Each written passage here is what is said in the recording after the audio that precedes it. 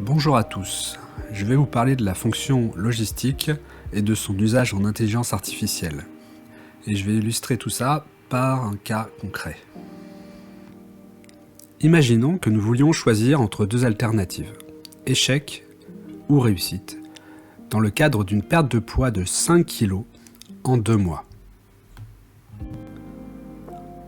On veut donc estimer combien d'entraînements par semaine permettent d'obtenir ce résultat.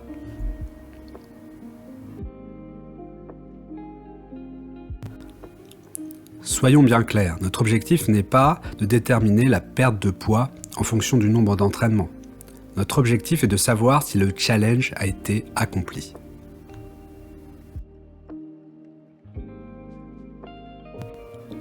C'est donc un problème de classification.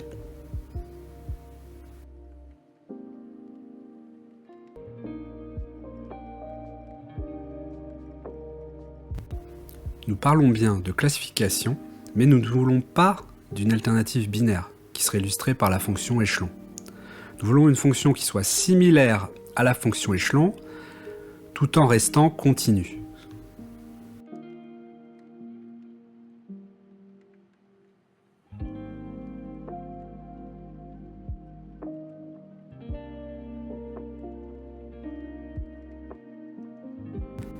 Sans faire plus de mystère, nous parlons bien sûr de la fonction logistique.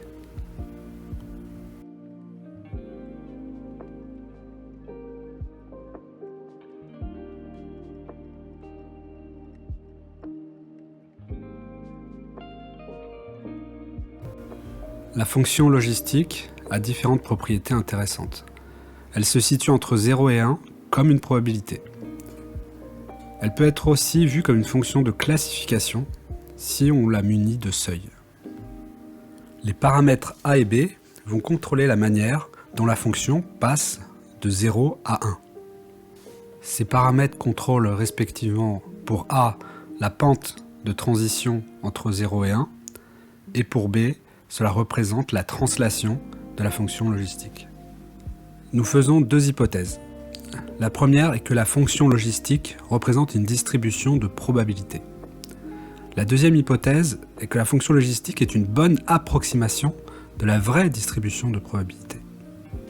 Maintenant que ce cadre est mis en place, nous pouvons définir la probabilité d'avoir un succès alors que y égale 1, comme ceci.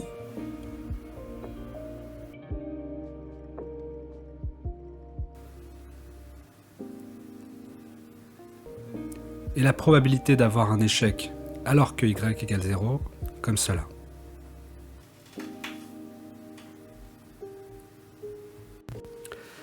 Le fait d'utiliser la probabilité complémentaire dans le deuxième cas nous sert à maximiser les résultats. En effet, nous cherchons à maximiser toutes les probabilités et donc nous avons pris dans le deuxième cas l'alternative car c'était celle où il y avait le résultat le plus grand. Dans le cadre du MLE, ou Maximum Likelihood Estimation, on cherche à maximiser les probabilités de résultats sachant une entrée donnée. Donc au final, cela revient à trouver les paramètres A et B de la fonction logistique qui vont maximiser cette relation pour les entrées X reliées à la sortie Y, réussite ou échec. Et maintenant, il est possible de définir une fonction H qui dépend de A, B et X.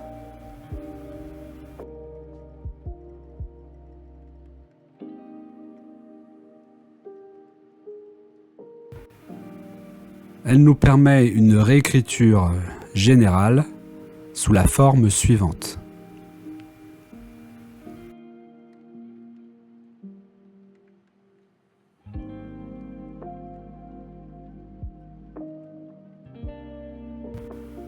Pour finir, nous allons chercher à maximiser cette quantité.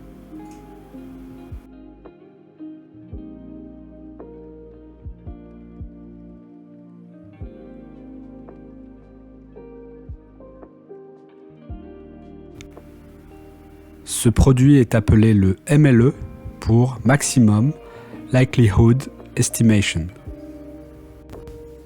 Ensuite, nous allons utiliser le logarithme, qui a la propriété d'être monotone. Il ne changera donc pas la maximisation. Le logarithme permet aussi de changer les multiplications en addition.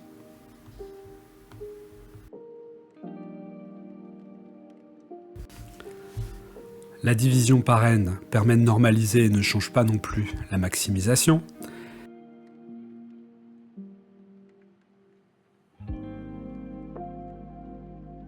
Et en général, on préfère faire des minimisations, donc on multiplie l'ensemble par moins 1.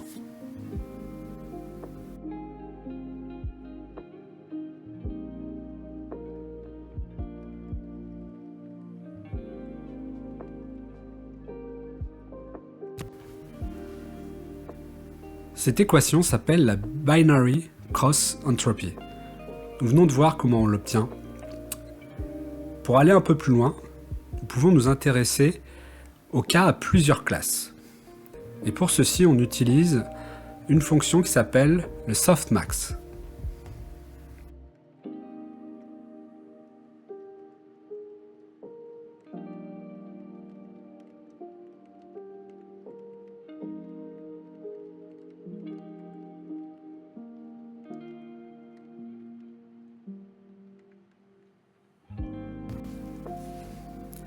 La loss qui accompagne le softmax est tout simplement appelée cross entropy.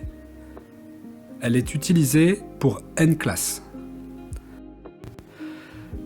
J'espère que cela a pu éclairer les personnes qui s'intéressent à l'IA et notamment à la classification, comme on l'a vu, qui était un peu plus difficile que la régression simple.